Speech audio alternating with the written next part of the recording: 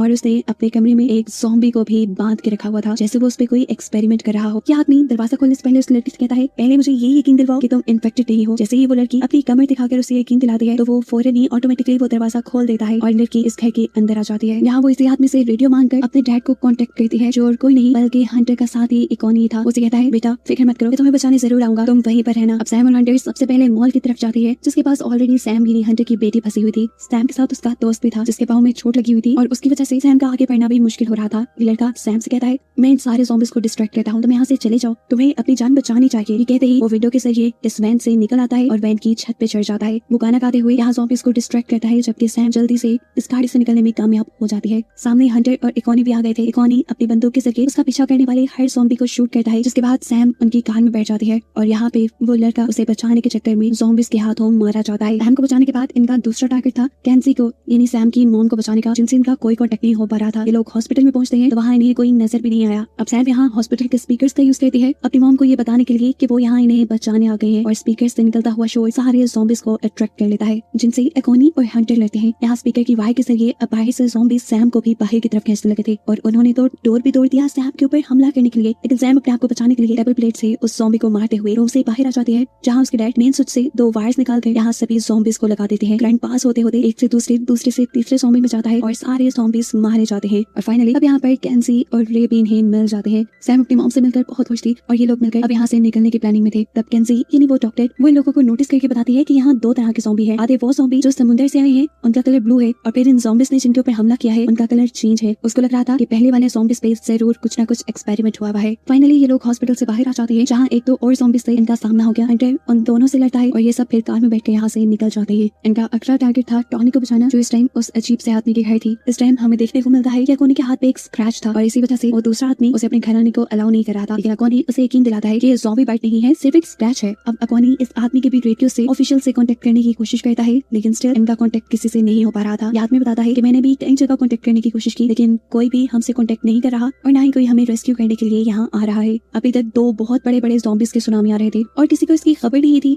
और ना ही कोई उन्हें रेस्क्यू करने आ रहा था, तो जरूर इसके पीछे कोई ना कोई गड़बड़ तो है। अब ये लोग बातें ही कर रहे थे कि अकोनी को यहाँ किसी क्रिएचर की आवाजें आना शुरू हो जाती है। वो बेसमेंट में चेक करने के लिए जाता है तो वहाँ इस आदमी ने एक ज़ॉम्बी को एक्सपेरिमेंट करने के लिए रखा हुआ था, जो अब छूट गया था और उसने अकोनी के ऊपर हमला कर दिया। अकोनी उसे लेने की बहुत कोशिश करता है, लेकिन ये ज़ॉम्बी अकोनी को बाइट कर देता है। अकोनी के चैनल को सब्सक्राइब करो पहले, हाँ जल्दी करो। मुझे पता है कि आप लोग नहीं करते, वीडियो देखते हो लेकिन सब्सक्राइब नहीं करते। ये लाल कलर का बटन नहीं, इसे दबाओ, जल्दी दबाओ, जल्दी दबाओ, फिर मैं शुरू करूँ। दबा दो जल्दी, दबा दिया, घंटी में दबा देना, ठीक।